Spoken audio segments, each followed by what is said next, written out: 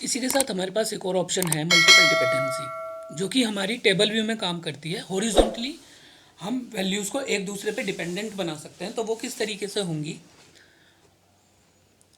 उसके लिए मुझे देखिए, मैं चाहता हूँ कि एक्चुअली मैं करना ये चाहता हूँ कि मुझे कैटेगरी से मेरा आइटम पिक हो जाए और उस आइटम का प्राइस जो है वो पिक हो जाए।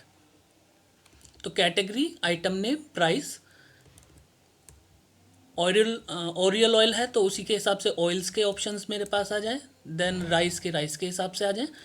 तो उस ये सब करने के लिए मुझे इनके कॉलम वैल्यूज़ वहाँ पे देनी होंगी और डेटा टाइप सेलेक्ट करना होगा अपने फॉर्म में। तो ये है मेरा KLM कॉलम। मैं डेटाबेस में आया।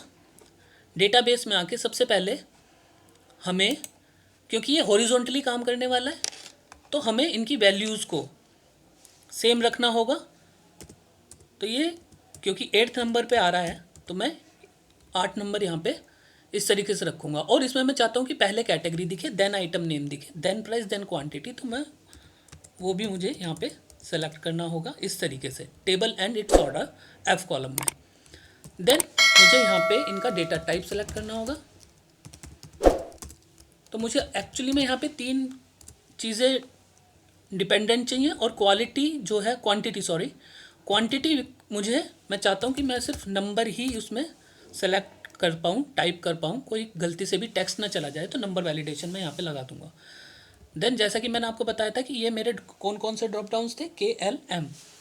तो K से मेरा L जो है L डिपेंडेंट हो जाएगा K पे।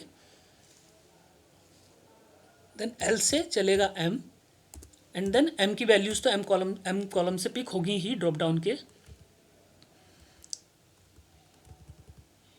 देन यहाँ पे हमें ये बताना है मेनली कि कौन से कौन सा, मतलब कैटेगरी से आइटम नेम से प्राइस। तो 1 पे मेरा 2 और 3, इस तरीके से आइटम नेम और प्राइस जो कि 2 और 3 नंबर पे यहाँ पे हैं। तो ये मुझे यहाँ पे देना होगा 2, देन उसके नीचे 3, इस तरीके से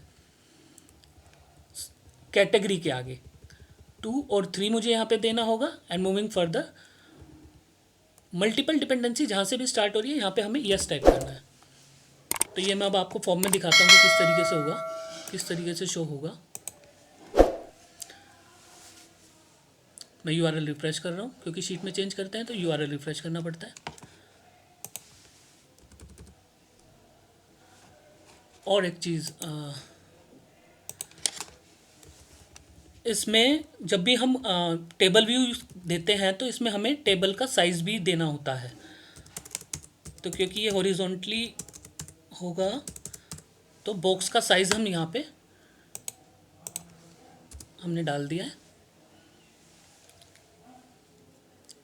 URL रिफ्रेश कर लेते हैं।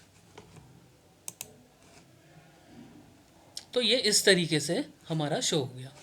तो ये देखिए फॉर्म अभी तक किस तरीके से बना है कि नेम सेलेक्ट करता हूँ तो ये चीज़ें आ जाती हैं, पार्टी का नेम सेलेक्ट करता हूँ तो ये इस तरीके से शो हो रहा है।